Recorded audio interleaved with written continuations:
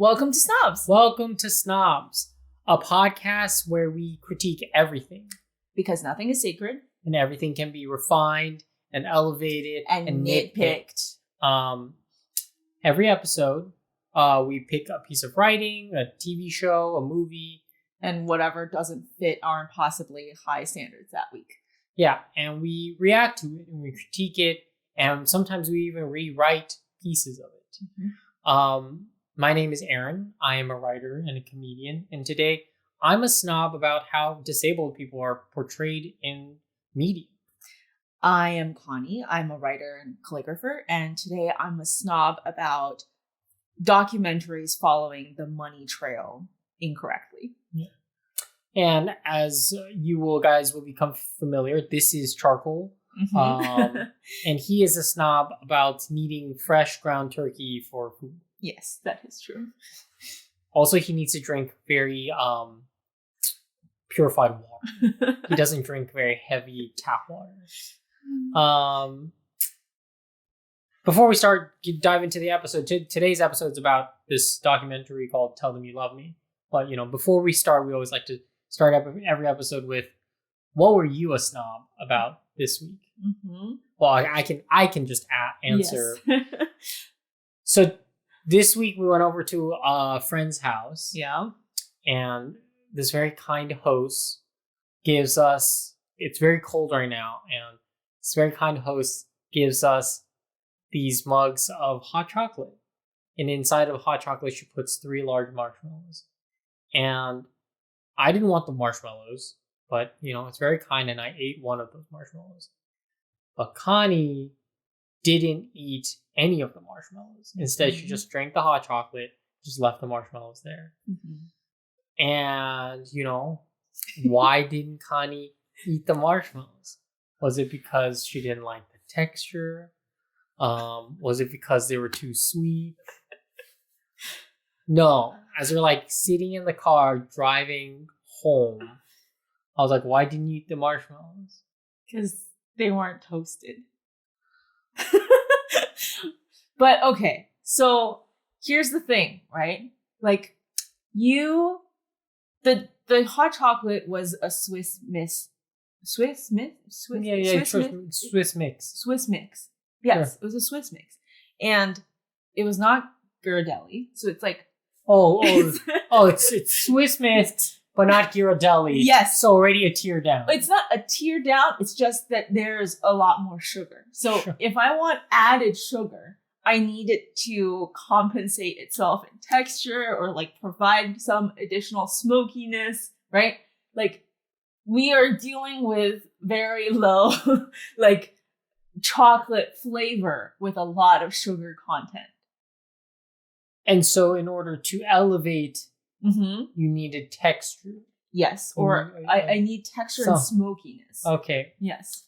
So then the important question is, how the fuck was she going to toast these marshmallows? She wasn't going to. And sure. But the thing is, it's nice and it's kind and it looks very cozy, right? But then the problem is that I don't know, it's people don't think about how these textures work together, right? You have a liquid thing and a marshmallow that doesn't exactly get soggy, but it has this coating on the outside that isn't quite sticky, isn't quite crispy. It's not an in-between. It doesn't make a statement. It doesn't make a statement. The marshmallows don't know themselves. They don't know themselves. They're divided. Right? Yes. These need some therapy. Yeah, but the thing is that it on its own with the marshmallow, it only just looks cute. It looks like a fireplace. And it's not good enough. That's the picture is not good enough because the picture, it's living happily ever after. So again, but I want the conversations. I want the fights. I want the whole shebang on top of them. On top of so then the hot chocolate. We were indoors. Yes.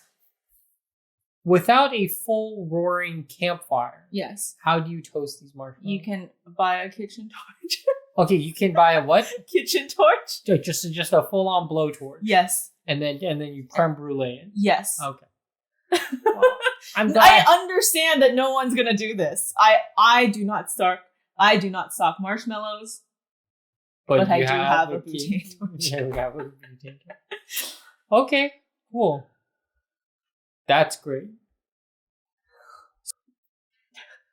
Anna Stubblefield, an esteemed professor, becomes embroiled in a controversial affair with Derek Johnson, a nonverbal man with cerebral palsy that eventually leads to a criminal trial challenging the perception of disability and the nature of consent. So that feels like a good summary, but doesn't cover everything. Misses a very important note about the race aspect of the show. Anna is white and Derek is black. Yeah. Mm-hmm. So to give like a little more detailed of a summary, basically Derek is a nonverbal human being with cerebral palsy, kind of needs a good amount of assistance in life. And Anna is a professor in race studies and in disability studies. And she is the professor of Derek's brother. I don't remember his name, and that's how they get connected. Over the course of a few years, Anna becomes this kind of... Anna uses this technique called facilitated communication, where she holds his hand and he starts to be able to type. And using this technique, she unlocks this ability for Derek to communicate. According to her. Mm-hmm. And he starts to go to college. He starts to write very complicated essays. And it kind of becomes this amazing story of kind of giving disabled people the voice to reach their full potential. Mm-hmm. As they get to know one another, Anna falls in love with Derek, and they fall in love together, according to Anna. Mm-hmm. And over time, they have a sexual relationship. Yeah, they have sex in her office and in his house. Yeah, something like that. And at one point, she starts to become quite involved in his life, and starts to, we'll talk about like how she starts to change Derek's tastes, but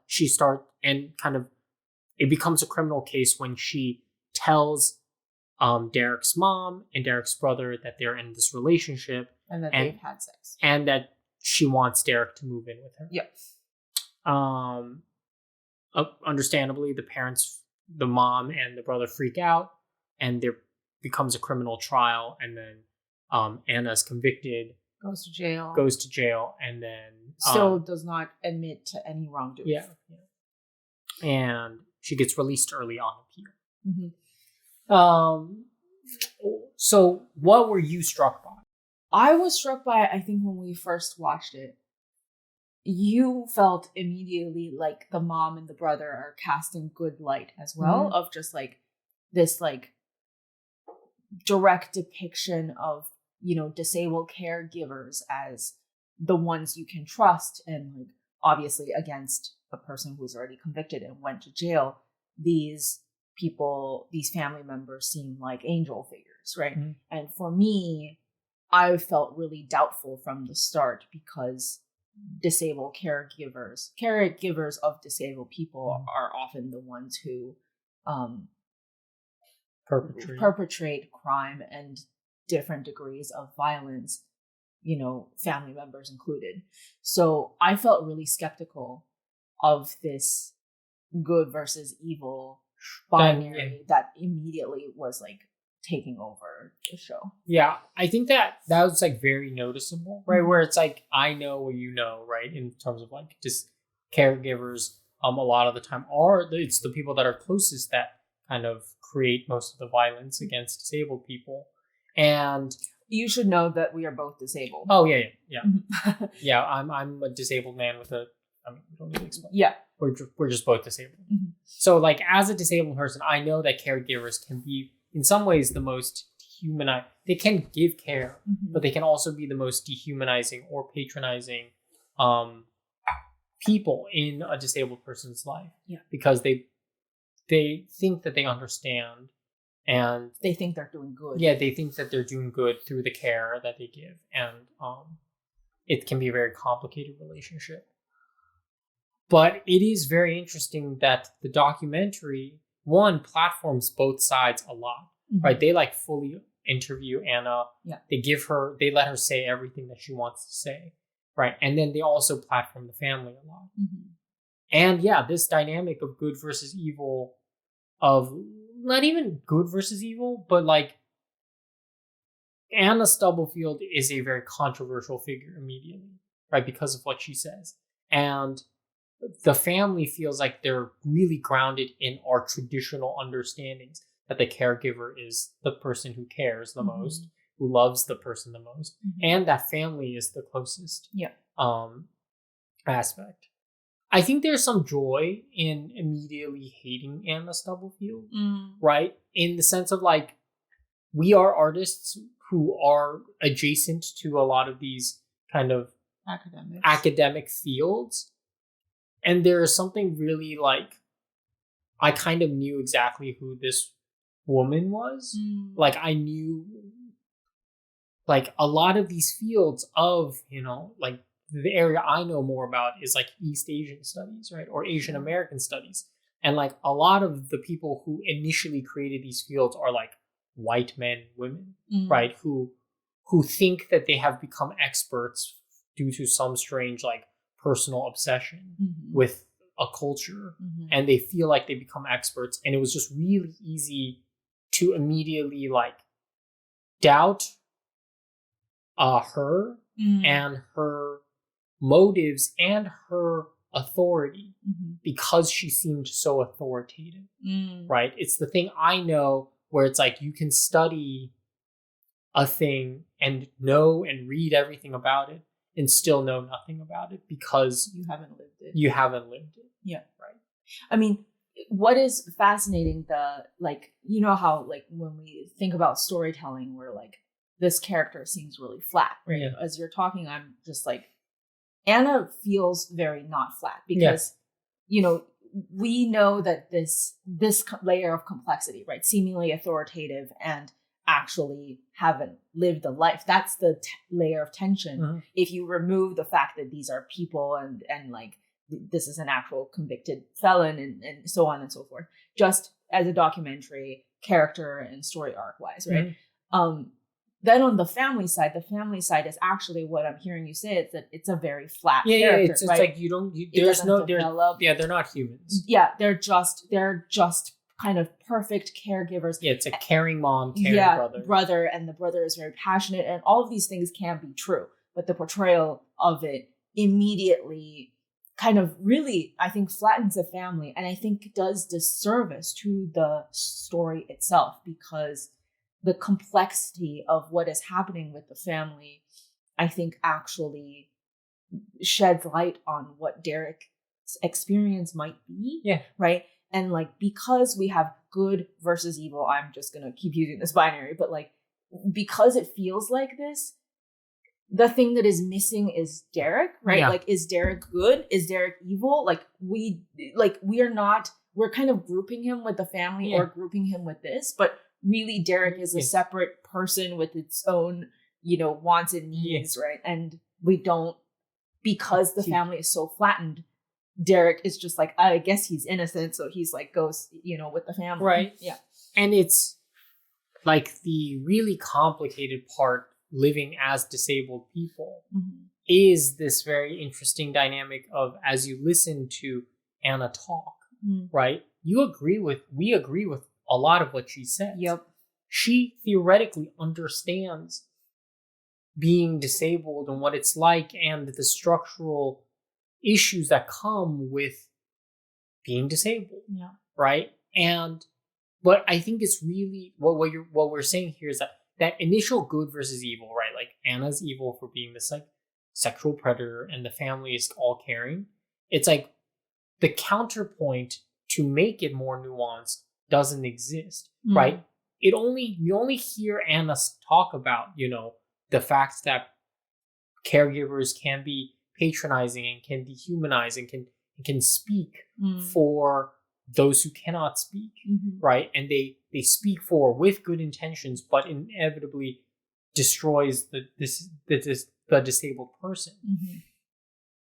But documentary doesn't until the end show that. Yeah. Right? We're not immediately creating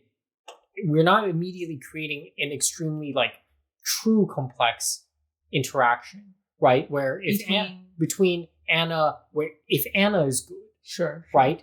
Because that's like a possibility. that is the possibility. It's like I don't think that's what I think. Yeah. Right. But in a world in which Anna can be good. Yeah. Right. Anna is humanizing a man that the world has silenced. Is loving something that the world does not love. Yeah. Right. Someone that the world does not love. Right. And is doing it intentionally. All the right things. Yeah. Doing all the right things, which again, throughout the entire thing she believes. Yeah. Right.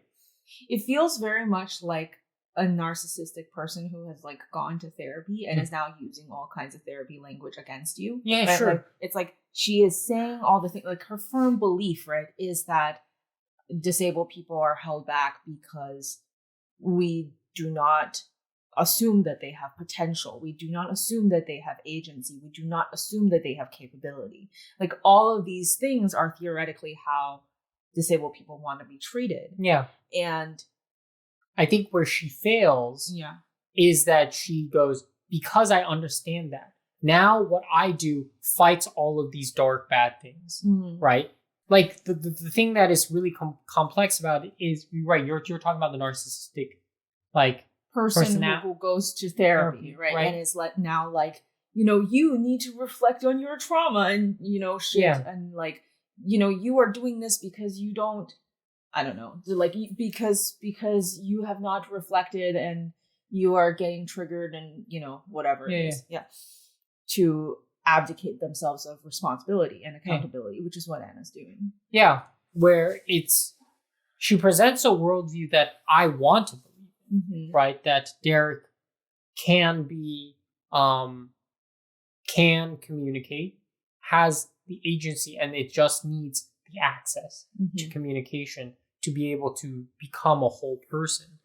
And I think that, again, Anna theoretically understands all of this, but I think fails at the last step by, again, doing what like the caregivers do, right? Which is, I know best, right? I know best because I have all of this theoretical disabled studies understanding and my awareness of it therefore like exempts me from the possibility that I might also be guilty of the same things that disability studies is guilty critiquing. Yeah.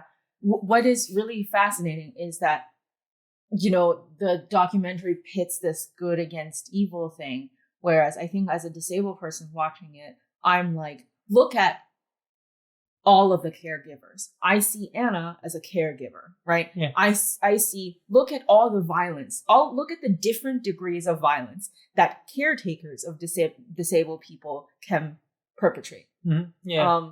And the documentary never kind of goes there because it's in some ways, like I heard over an interview that there was a disability consultant on the film. Yeah. But I don't feel that in the film, of just looking at Anna, of looking at the family, comparing it to Anna as different degrees of caregiving. Yeah. Right.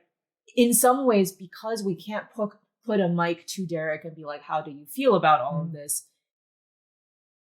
That's actually, for me, like a better way to get closer to, accessing not Derek's experience, but like imagining what Derek's experience might be. Yeah. Instead of being like, don't look at Derek and like, here we have good family versus bad Anna. Yeah. I would point out that like the film platforms her a lot. Yeah. Right? Like they let her tell her side of the story, which is really cool. Yeah, which is genuinely pretty awesome. Like that is really interesting. It's really, because I can't tell if it is the editing that makes Anna look bad, or if it's just the that's way just what she's like. Because again, she is unapologetic. Yeah. She still believes that what she did was act on true love, right? And again, kind of like heartwarming if true. If true. Yeah. And she talks about all of this with a smile on her face, which is mildly disturbing. Yeah, I'm gonna look up the names of the brother and shit because I think like we're talking. What I was saying was just about like how whether she's made to look like a bad guy, or is she just like like the way she talks, right? Because I think it's like the way she talks that makes her very unsympathetic to me.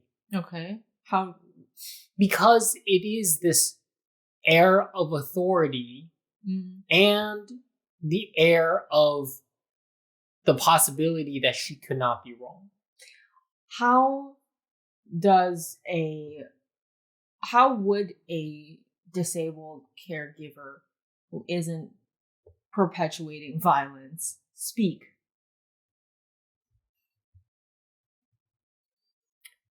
They would speak with the one understanding that like so much of facilitated, like she is actually the academic and the expert, right? It's like she can be like, I believe in this type of theory, this thing, but also understand that it can be flawed, right? Because there's literally, we'll insert this clip where she goes, I'm aware that people can project, and therefore I don't, right? Which is just no therapist, like I hope, that actually believes that. Just like no projection happens ever. It's like projection happens all the time. Right. And it's that type of thing of being like, I'm trying my best, but there's still a barrier to communication between Derek and the rest of the world. Right. Unless we can actively read his mind. Right. Like there is some sort of barrier and that there is a flaw to facilitated communication where some things can get lost. Right. Like she speaks with like there's no margin of error. It's like a drug with no side effects. And no possibility for overdosing. And flaw in the humanness of it all. I think that's one.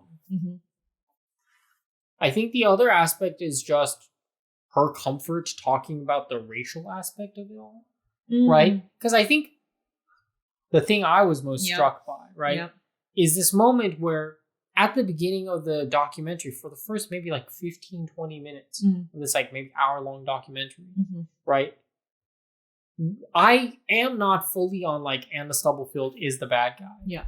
And then they move into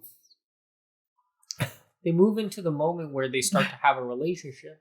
And then they say Anna Stubblefield is married. And they cut to a photo of her with her family. It's like her and her two kids. With her husband. Whose face is blurred. Yeah. But he is very obviously black. And like the moment I saw that photo, I was just like, fuck this woman. Right? Like, did you feel that? I felt that. I felt that like in the way the IMBD also is evading this race thing as though it is like the biggest reveal of the thing, right? Like the moment of the documentary where you learn or feel more confirmed that Anna did not have consent, right, wasn't even the climax. The climax of the movie where I heard you audibly gasp I was like, oh shit, is like when the blurred image is obviously a black man. Maybe for like the listener, like why it's so impactful for me, right, is that feeling where mostly white people go, I don't see race, and then color. And you don't see color, and then you see them behave with a very clear color pattern, and it undermines their ability and self-awareness, right? To be like, because the editing is so intentional. Yeah. Right? They build up to this moment where she starts to have this relationship, and then they reveal that she's married. Yeah. And then they reveal that and they don't say it, nobody says it, right? Like no one acknowledges. There's only one moment in which they acknowledge. It's not one moment, a few moments, but very brief moments where they acknowledge the racial dynamics, right? And it's also secondarily really interesting. A lot of the critical response to it mentions race, right? But the documentary does not talk about the race aspect, right? But it's the same thing. It's an experience I hear a lot about. Like, I don't know, for you, where it's like, as an Asian woman, right? You meet a white man who has dated 4 Asian women in a row, and, he might be a nice guy, but you don't trust that. Yep.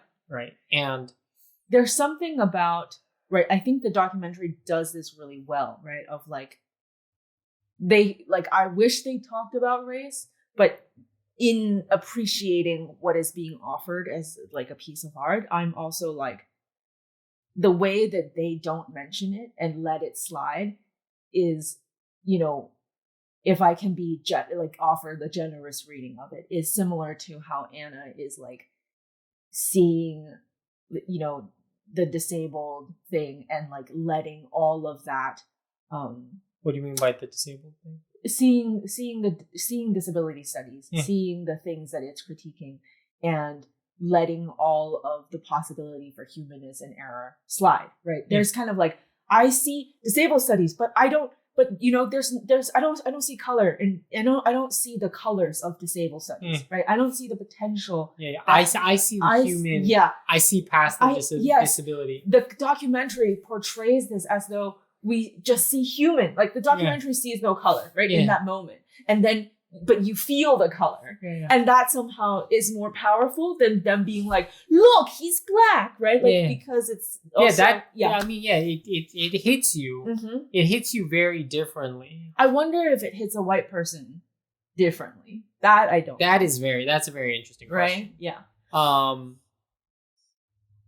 Yeah, that's a very interesting question. Because in some ways, right, they give Anna the platform to talk about the disabled studies theoretics of it all, right? But it does, like, as storytellers, it does feel extraneous if they go down the path of explaining race. Yeah, how white women have fetishized black men and have targeted black men for, a long time. Yeah. Since, America. Right. And like it would be extremely like the documentary would go off into a whole different world, right? But also would be fascinating to me. Yeah. Right? Because where are Anna's blind spots? Right? Like it's like, she doesn't see the harm that she's doing. She doesn't see the patterns in which what she desires in men, and like what she thinks she desires in men, and like what she's actually where their love is innocent and pure. When you're like, as a critical theorist, critical race professor, as a disability studies professor, your whole area of studies is to be like, this shit exists everywhere, right? But it's so interesting that when it comes to the personal, when it comes to love, where everyone is so sensitive, right? Like everyone wants to strip the institutional power structures away as though it doesn't exist. It doesn't exist. Where like immediately, like we paused the video and I was just like, man, she found her perfect black man. Yeah. Right? Like, who is completely submissive, right? Yeah. Who does not have a choice but to obey. Yeah. Because so then more context is like, at the end, like we read the New York Times article about this. Yeah. And we read some follow-up around it. Like her husband that she divorces, this black man, he's like a composer, right? He's like a classical music composer, which is also insane. Where like these small details, right? Where she takes this thing and imposes it onto this other man, right? Where like, so later on in the film, Anna tells the family that Derek no longer wants to listen to gospel music, which the family listens to, and now wants to listen to classical music. Yeah. So there's like a distinct taste change that we like later saw this, seeping through from her past black ex-husband, right? Yeah. Yeah. But her ex-husband, like a lot of, in what we found is like her ex-husband, they accuse her daughter and her accuse the ex-husband of like abuse, which we can or cannot confirm, right? And the husband did write a letter to the court and said that Anna is a pathological liar, which made a huge character reference, like which during sentencing, which really impacted her sentencing. Yeah, it's like one of the last final moments where you finally hear from, again, it's that similar like revealed photo. Yeah, it is. We don't acknowledge the race of her husband, but we give him one final voice, and it is this damning. It is a damning like testimony, being like, she is a pathological liar and will do whatever she can to get what she wants, right? And it felt like, like in that moment, we have like, up till this point, we have Daisy, the mother, John, the brother, speaking on behalf of Derek. Right. And in that moment, in the sentencing, it felt like, because we don't get to see the husband in any capacity, we don't see his face, right? We just see a blurred image of him. That reading of the character reference felt like this like haunting of a potential Derek voice like, coming through. Yeah, right? yeah. It was like another way that Derek had a voice in some way, right? Yeah, as a like a black man. Yeah, as a black man. Right. And yeah, it's pretty crazy. But again, they don't acknowledge any of the race aspects. They don't dive into it. Nobody talks about it. Other than, like, it's like the editing is really clear. And the son is also a PhD in, like, American studies, right? He is an academic. The brother. The brother. And he understands these racial dynamics. Even in his court testimony, there is an aspect where he is clear about race, but the narrative within the documentary never makes it explicit. It is a definite secondary undertone. Like, I really wonder, I think there are some things the documentary does really well. I wonder how the perspective would change if it was directed and, produced by a disabled black man. Yeah. Because I think often we look at a piece of work that is framed from a white lens or majority white lens and able lens. We're so used to that like we don't even consider what it could be if someone cared solely about this other thing in the film. Right? Like, and I think there would be a lot more commentary on race, even if it's silent, right? Like, I don't think they're not making a commentary on race based on their editing, right? But it's only done solely through editing. And never, it's based off of primary sources exclusively. And no one's explicitly talking. I guess most of it's primary sources, but like nobody is talking about it explicitly. Like all the talking heads are not saying things about race. Except for maybe the brother, like in moments, right? But it's still not like they don't spend a lot of time on it. I think the feeling I get a lot of the time is that neither side is right? Like that's like entirely like the feeling I get a lot of the time, right? Because like I feel that when Anna talks about Derek, right, or what Anna does in the context of like kind of replacing her husband with this black man, and it's like even when we're talking about it, we're talking about this like very like replaceable lens, and we're assuming that that's what she's doing, right? But she does that, Yeah. right? Where she has a husband that she does not have a good relationship with, potentially abusive. And then she finds another black man who in some ways can't traditionally respond. Yeah. Right? Does not have the physical capabilities, needs to be guided to walk, and is able to strip away all of the conflict and then maintain the black body and project all of her interests onto it. Right? But then the moment I hear the family talk about Derek, they don't humanize him. Yep. Instead, they strip him.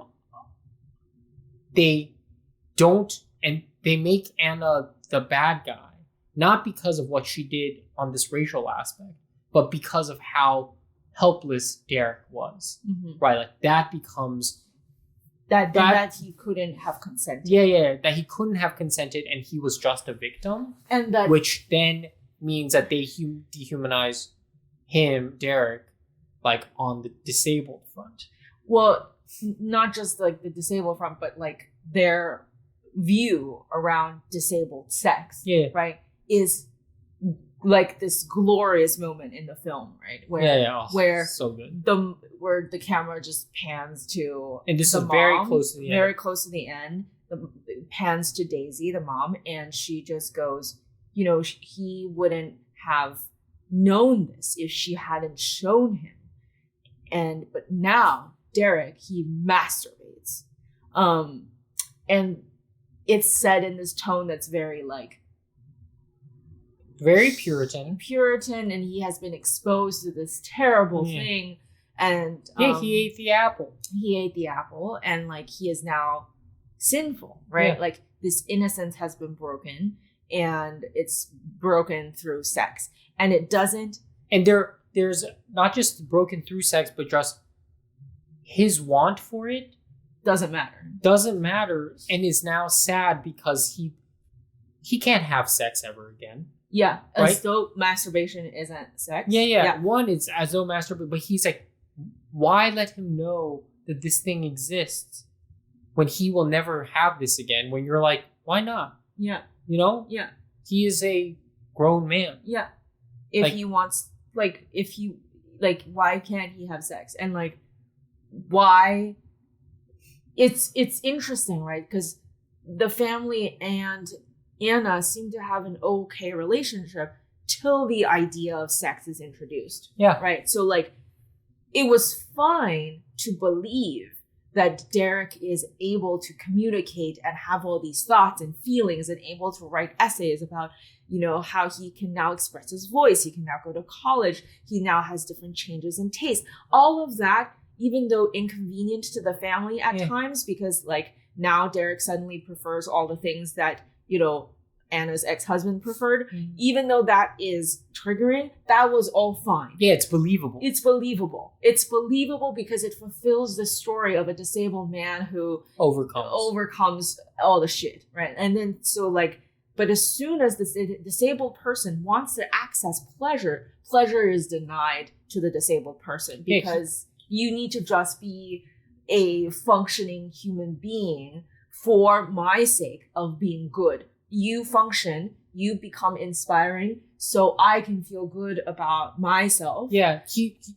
When you have sex and it's a private act, my goodness cannot function in that. I cannot be a good person because you masturbate or have sex. That is completely independent of the caregivers. Yeah. Right. And it's like, this is, again, where Anna's right. Yeah. Right? Because Anna's like, Derek should have access. Disabled people, you know, disability studies is disabled people should have access. They are humans. They should have access to all of human experience. Right?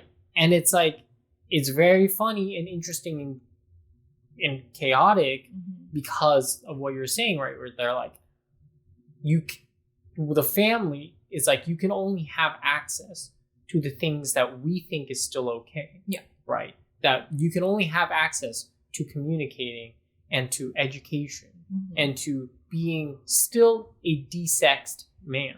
The things that make like us still feel in control, not just good. Right? Yeah. In control of your life. Yeah, but the moment if we grant him the agency, he consents to having sex,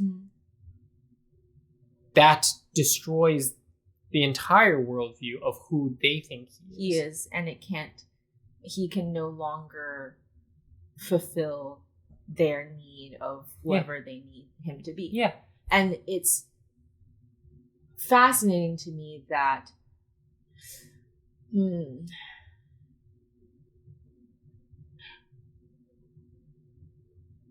an alternative universe, right? If we can imagine an alternative universe, if this mom, because I think the things that I feel are missing in this world are active imaginations of the Black disabled lens, of the disabled pro-sex lens. Like that is the stuff that I don't see and I don't think people hear.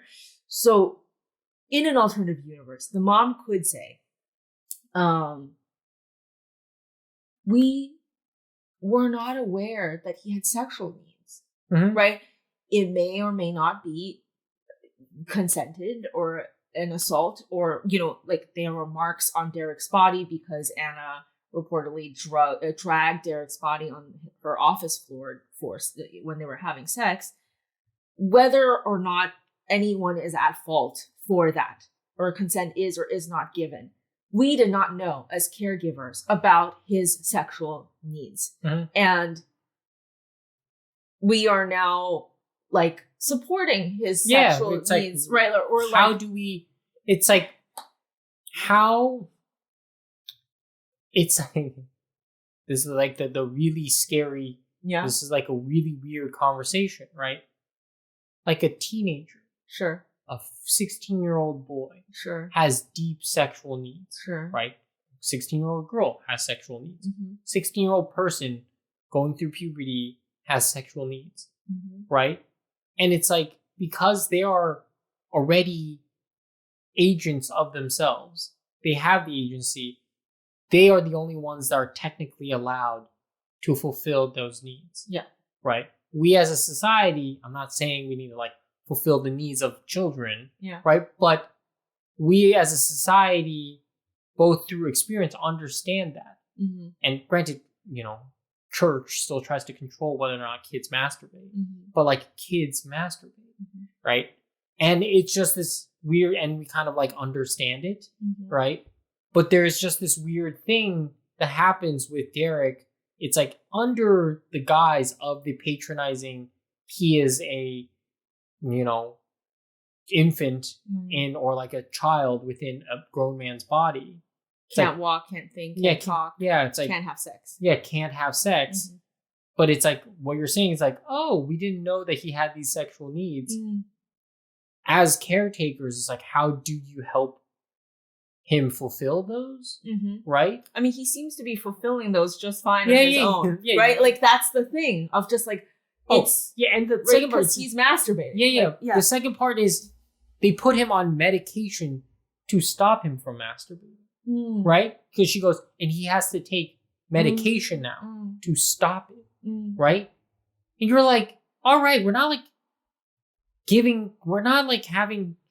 forcing him to have sex. We're not like, hiring someone to like give him a hand job or whatever, right? But also like, why can't he just masturbate? Yeah.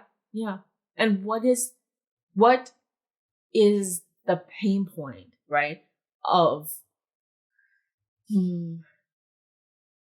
But this is a difficult thing because it's like the family truly believes it is sexual assault, right? So like the family truly believes sexual assault has caused all of this. Like the eating the apple has caused all of this. And it is never a question of what do we not know about Derek and his needs. And he is a growing man with changing needs, as we all have, right? Like, that's fascinating. Yeah. It's like, the sexual education, right, begins at the end of the show. Yeah. Right. And so you then have two, right, opinions about disabled sex.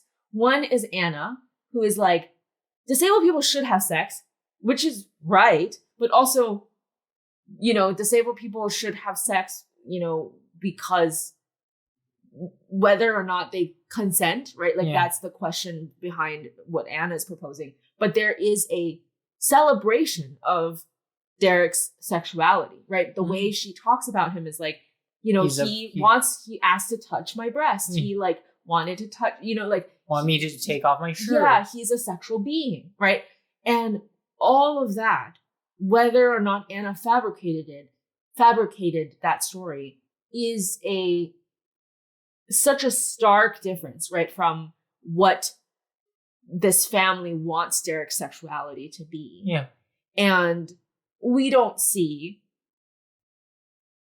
it's just many people having an opinion about a person's sex life, right? Yeah. And it's like the thing that we don't get to see and we don't kind of even turn the camera lens to is, or question. Just, I don't hear the documentary question. I wonder what his sexual needs are. Yeah, what Derek actually What wants. is his sex life like? Yeah. Right? The only thing we get is the snippet from like, he's masturbating, so I'm assuming he wants to have sex. Yeah. Right? Yeah. It's also like earlier, right when they're starting their romantic relationship, right? Like, there's this moment where he goes on a panel and someone asks him about whether or not he wants a relationship, right? And then, he gives this very canned answer of being like, I would love to fall in love. Yeah. But like, I would love to fall in love, but I don't think that's in the cards for me. Yeah. And I think, and it cuts to Anna being like, I'm right here. Yeah.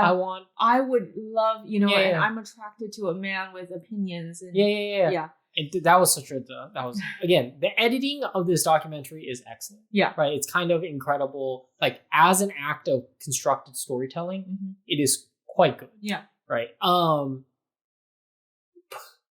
But like, nobody asks him, yo, how you want to come? Right. Like, nobody's just like, it always has to be this joyous, like, he's only allowed to fall in love. He's not allowed to fuck. He's only allowed to make love. He's not allowed to fuck. Right. He's only allowed to like get pleasure. Right. But he's not allowed to like, he's to get pleasure through like food. Yeah. Not from coming. Like, not from, but not just like that. Like, I want that raw, just fucking, I came, as opposed to, it needs to have emotional, moral significance. Sure. Right. Yeah. Like, that's not even addressed. I don't think they can address it.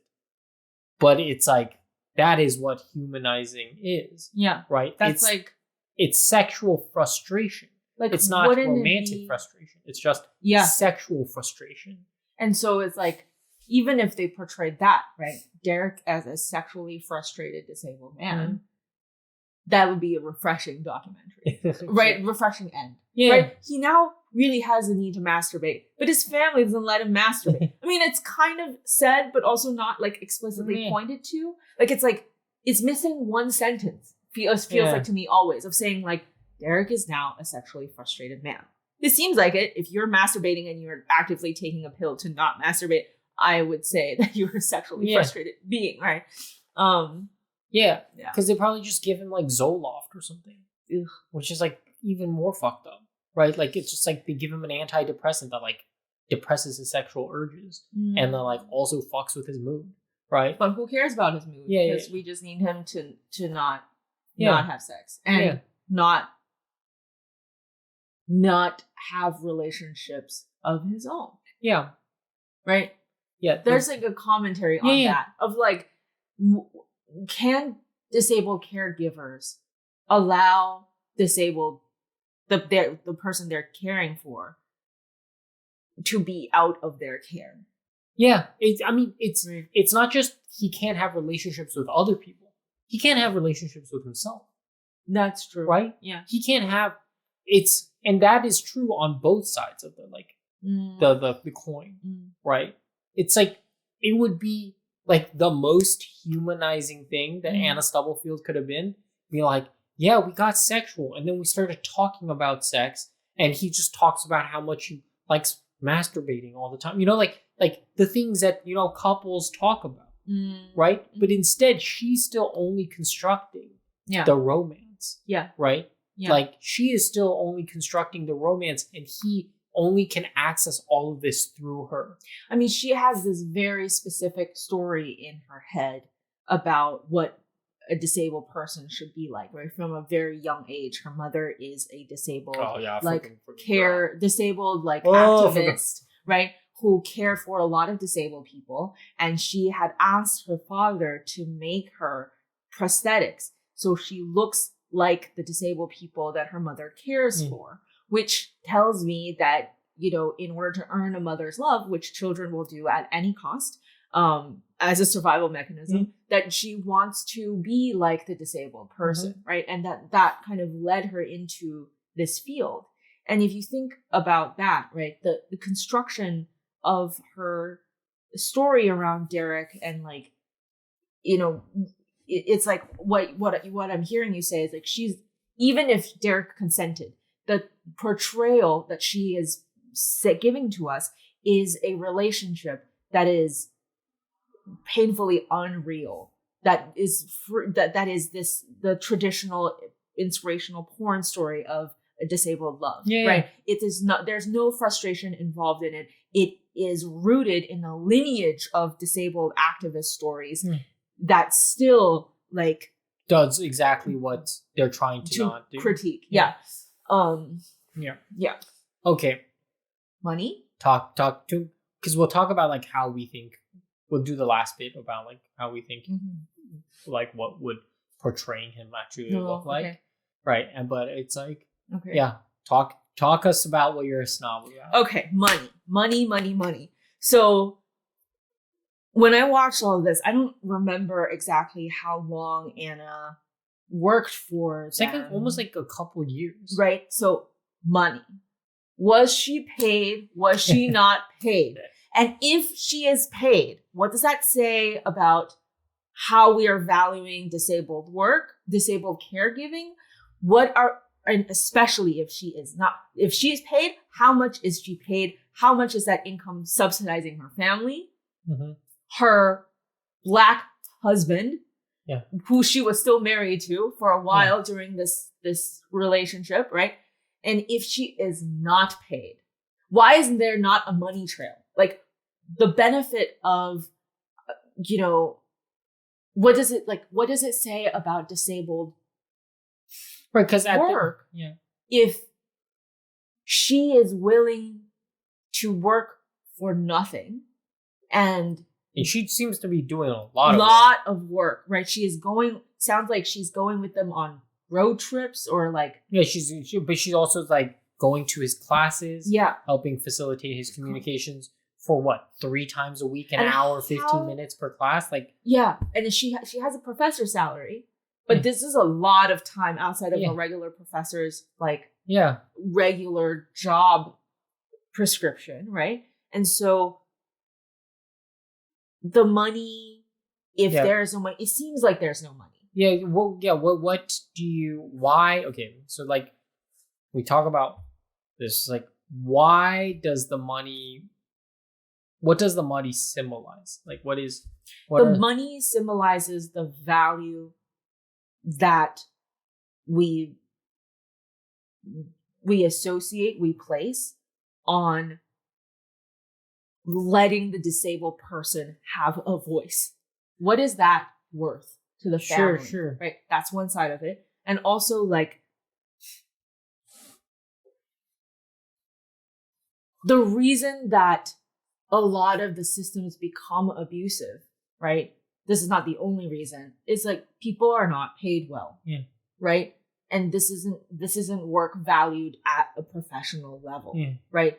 Which is, I don't know why facilitated, one of the aspects that facilitated communication has been debunked, but, like, what is this work valued at? Are there regulations around it, right? Sure. I mean, even when there are regulations, like, traditional like psychotherapy, there's still abuse around that. But there is a system of value exchange that we are expected that we are expected when we pay for and expected to deliver, expect someone to deliver, right? And here, none of those things have a label. Yeah. Right? Is it more humanizing of Derek that she gets paid, or less human? Like, yeah, which is it more, or is it more humanizing of Derek that she doesn't get? Or does her getting paid affect, or how does her getting paid affect Derek's like agency? I think for me, it's more, if she is not getting paid, what is her motive? Right? Like, is she equating this to volunteering work? Sure. And not that volunteering work has no value, but like, there's something about it that does not value Derek's agency. Right, when she doesn't get paid? Yeah. Yeah, because in my opinion, right, if Anna Stubblefield does not get paid, right, then Anna is doing it out of the goodness of her heart, which is then feeds into the natural story of like, one, in her story in her head, which is like she is an agent of justice or whatever, right, of liberation, which she is not, right? And two, it means that the only way for disabled people to exist in the world is through the like kindness of others. And kindness is a very it's scary word. The right? generosity is through systematic like disposal of you. Yeah, right? It's like we the system won't support you. Yeah. Therefore, you can only exist, and you are beholden to the charity of others. You're beholden to the charity, and because you're beholden to charity, there are no rules and regulations as to what happens. Yeah, you have to grovel, and you have to eat whatever the world gives you. Yeah, and it is. That's scary. Yeah, that is what you mean by the word kindness. Yeah. Right? Like, kindness is terrifying to... You can't look a gift horse in the mouth. Yes, and you can't... I think for when you are disabled, people do things out of kindness. The people who do things out of kindness and need you to know that they are doing things out of kindness are the most terrifying people, right? Yeah. And it's one of those things where... It's mostly like the people who randomly walk up to me and be like, you should come to my church. Yes, right. And so if somebody is like, if this is paid, right? If there's a therapist, if it's a therapist is getting paid. Then the exchange, the unit of exchange is no longer this kindness. The unit exchange is money. The unit of exchange is the value of your time. Yeah, it's the value. And the value of your time and your expertise. Yeah. That is why the money matters. Yeah, it puts everything onto like an even plane, or like it becomes and the ability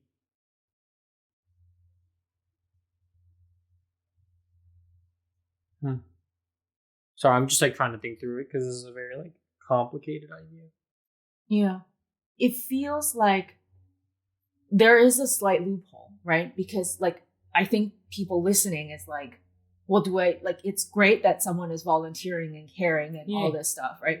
And I'm not saying that that's all not true and all that work has no value. Yeah. I'm saying that harm is likely to happen because someone comes in and is like, I am offering you this thing that I call kindness. Yeah, it's a donor comes in, donates a lot of money, and now the donor can do whatever the fuck they want. Yep. Right? And we are at the mercy of their policies. And their whims. Yeah. Right? Like the donor can do that, Mhm. right? And while if it's a person getting paid to, I don't know, do whatever, It like harm can still happen. harm Like, can perfectly Yeah. happen, but it becomes an issue of, yeah, like it just stops when the money stops. There's like a Mhm. clear like break in the thing. of like I'm no longer exchanging the goodness yeah, of my heart for, you know, yeah. to care for you. That's It not is what I'm easy to turn down the dollar or to stop the flow. I mean, okay, the thing that I want to talk about is actually like the self-sacrificial thing. Yeah. Right. Yeah, like yeah. I think that's actually it. It's goodness, kindness, and the label of like I'm self-sacrificing. Yeah. Because this person is not getting compensated, Mm. right? I am pouring in, and you now cannot you cannot demand me to do anything, Yeah. right? More. Yeah. Right. And when that value system is not that the money is an end all be all and makes everything better all the time, but in this case, right, it could have stopped one avenue of potential harm. Yeah. Yeah. I don't think. Okay, this is a side thing. Do you think, like, there's like, I just suddenly have this idea. If somebody paid my mom, right? If somebody paid our moms to care for us, Well, that's a very interesting question. you know, I don't know how my brain would. I don't know what would happen. That's such a fucking weird question. but that's kind of the point, right?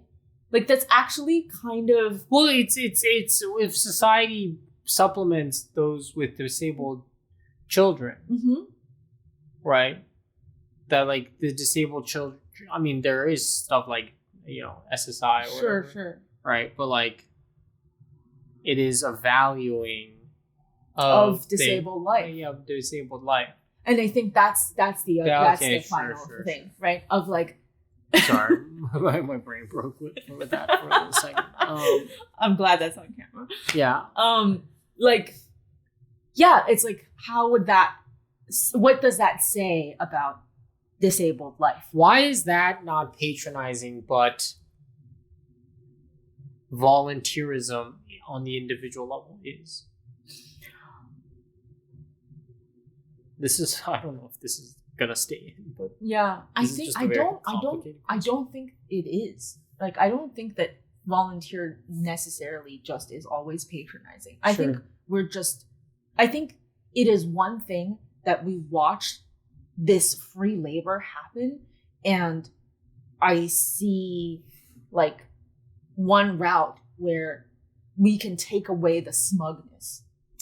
Right, of like, I am doing all the stuff to help you. I understand. I am the disabled studies teacher. Yeah, right. Like, if it's just, if I'm your therapist and I sexually assaulted you, like, the argument would be about this assault. What we would be discussing would be about this assault, and not all this, pouring that I did for you to hold space for your mental whatever. Right? It's right. Okay, that is the thing, right? Because it's if you not even sexually, if you had a relationship with your therapist, sure. Yeah, it would none of the service. Yeah. Of you providing therapy to me and then us having a relationship, the service will not be a factor. Yeah. In the discussion. Yeah. Right? Yeah. While in this case, because money doesn't exchange hands, yeah, the service of facilitated communication is a commodity within the calculus of the morality of it all. Mm-hmm. Right? And because it has been debunked, right? It kind of, it's weird, right? Because it doesn't help anybody's point that it is debunked and now as a commodity it doesn't have value. And we're trying to label it a value. Like, if you watch the documentary, the reason I talk about the money trail is that we are trying to label these values, right? Yeah. These values are switching hands all the time. Yeah. Of like, facilitated communication has this great potential. Bing, a lot of money. Like, like if you can imagine that sound of it all. And it's just like, okay, but then, it doesn't work, and like it has been debunked, and and it suddenly loses value. And the value is placed where? In Anna's just offering her time, right? Like very strange. Yeah. Okay.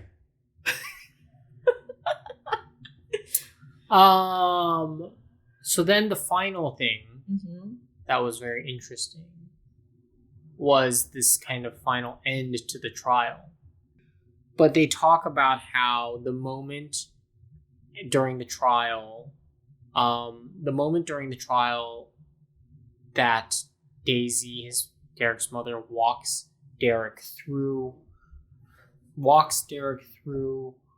the room, right? And how the trial was kind of over. Yeah. Right? Because of the specific way his mom is walking. It's like guiding him through the room, in which he looks really helpless. He doesn't know where he is. And there was a commentary that someone's voice, I don't remember who, but the voice was something along the lines of, there is a way to help Derek walk that doesn't look like that, right? Yeah. And so this specific, like, intentional portrayal of helplessness that exaggerates like the potential for Anna's wrongdoing becomes a thing that like affected her trial. Yeah. And then this becomes the obvious question, which is to answer a question that the documentary is not interested in answering, which is, what does Derek actually think? Yeah. Right? Like, what does Derek actually think and experience through all of this? Yeah. And there is no interest in answering this question. Because the assumption is also that he can't answer it. Yeah, right? yeah. Yeah. And that there is no truth that we can find. Yeah, because we can't hold a microphone up to his brain. Right? But I think there's like other ways to show it, right? Or to, in some ways, Derek feels differently than we do, experiences things differently than we might. But I think it would be really fascinating if the film, like, we followed a day of his life. Yeah.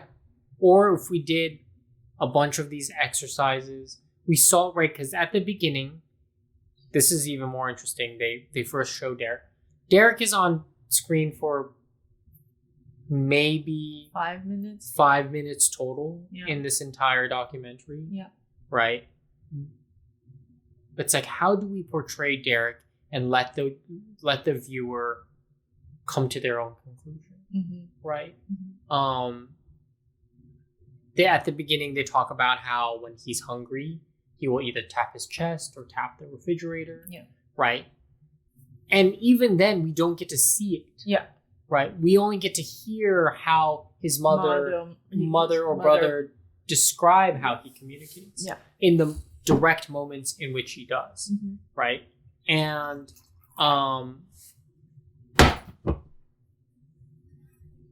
I think that, like, the documentary is not actually interested in showing us who Derek is, which I think was a disappointing aspect for me, right? Even because in the end, right, like the thing that will inevitably fail is that there is no way to know what is happening inside of Derek's brain. Yeah.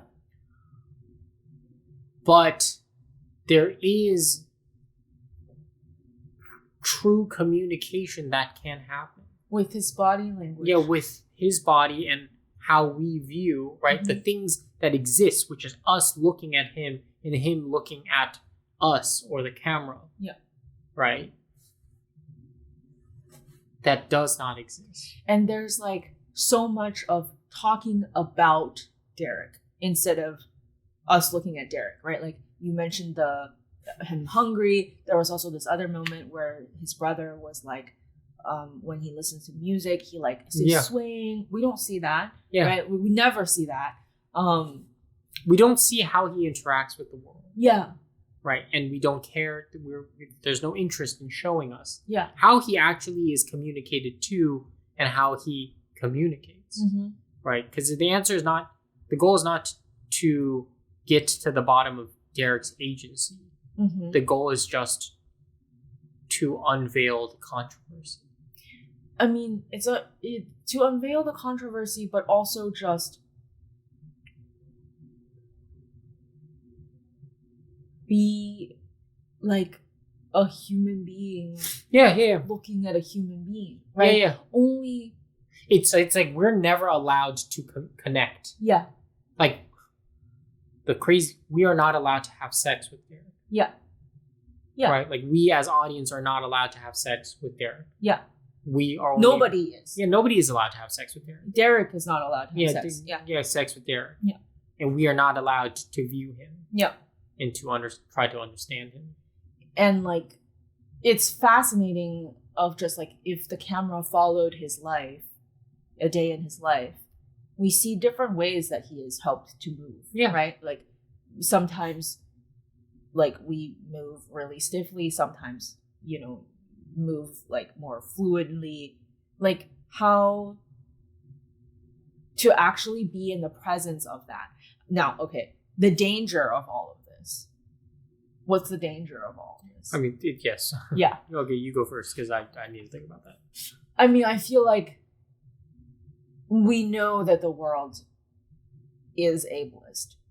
I'm learning and relearning that all the time, despite my hope for it otherwise, right?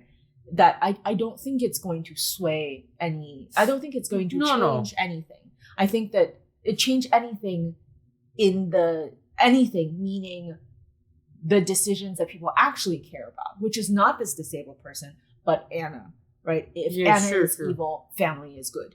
I think it won't change any of that, right? I think any more portrayal of Derek will still, I think for most people, reinforce that Anna has it all wrong. But I would like to see that challenge, not because I think Anna did anything correctly, but because I feel like we need to shift the lens onto, in some ways I don't give a shit how, like, what is happening over here, right? I want to see this person who has been either harmed, abused, or at the very least what we're all doing, which is not listen to.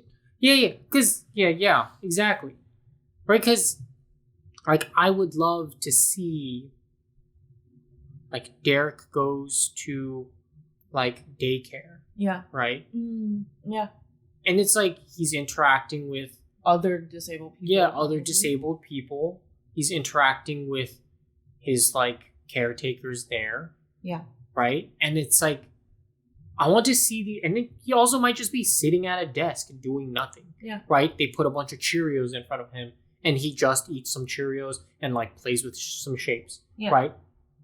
But I would love to see these things just to be able to see these things. I think not like, to justify. Like right now we're running into a thing where we're trying to justify why we want to see a person, right? Like what I mean is like if we're talking about any able-bodied person, right?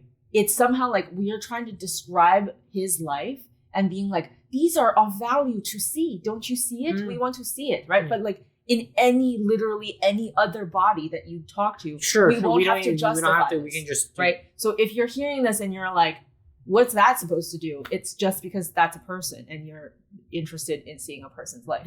Right? And just to actually see how he communicates. And it's like, it's really interesting, right? Because like, if we talk about this whole innocence piece, right? We won't have to do any of those justifications if we're doing a film, a documentary about, children who has not learned to speak, how they communicate, right? We won't be like, if that's a film about, there's a film about that, and the film never once directly shows children playing or moving pieces around or going to daycare and not talking, then the film has failed. Yeah. Right? Like, that's actually the point. Yeah. If it's yeah. But because we need, and it's also that's the failure and misaligned incentive of the documentary. Yeah. Right. It's like, in order to maintain the controversy, we actually have to. He has to still be. He can't communicate. Yeah. Like, he's not like he's enabled. He's like, we can't let him communicate. Oh, that's very dark. Very sad. Yeah. But it does very well on Netflix. And it's very successful. It's great watch. Because ableism is successful. Yeah. Ooh. Okay.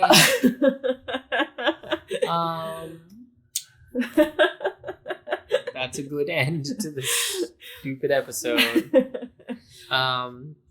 Next episode, we will be talking about Interior Chinatown, the TV show, and comparing it to the original book.